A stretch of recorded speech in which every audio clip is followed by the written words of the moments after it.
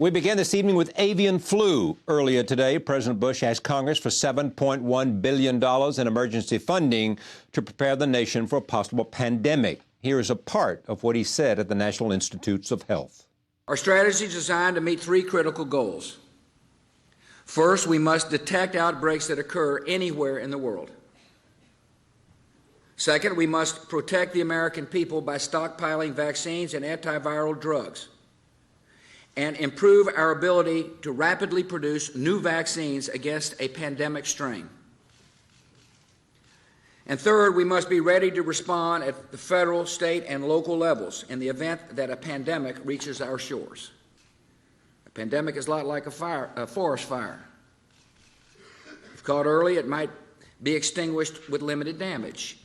If allowed to smolder, undetected, it can grow to an inferno that spreads quickly beyond our ability to control it.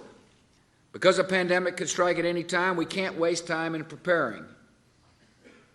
So to meet all our goals, I'm requesting a total of $7.1 billion in emergency funding from the United States Congress. There were enough vaccines available today. Would everybody be safe? If there was vaccine available today for the precise virus that will ultimately, and hopefully it never happens, spread rapidly from human to human, then given what we know about vaccines, the influenza vaccine is effective to the tune of 70 to 90% in healthy young individuals, somewhat less in people older than 65 years old. But if we had a pandemic flu, even with a vaccine, there still would be some suffering and death, because this is something to be taken very seriously.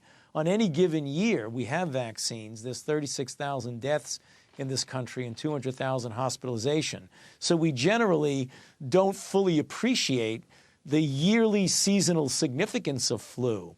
What's even more compelling is what pandemic flu can do when you have a completely immunologically naive population. And by immunologically naive, I mean we've never been exposed to this particular pandemic flu. Each year we get some sort of exposure to the seasonal flu. So you're sort of primed to be able to respond even if you don't get vaccinated. With a pandemic flu, there's no responsiveness and no background immunity of anyone to an H5N1, which is another reason why we really have to rev up our preparedness, is what we're trying to do. What did we learn from SARS?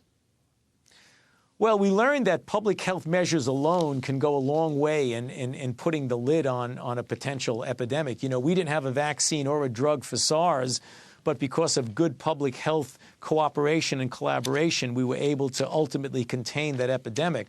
The lesson from SARS also is that even something with only 8,000 cases and about 800 deaths, still the economy of some of the Asian countries like Hong Kong and China and Canada were dealt a terrible blow by the disruption that a real pandemic or the perception of a pandemic could do. So that's another issue we're going to have to face if we have a flu pandemic, which clearly could be much worse than SARS.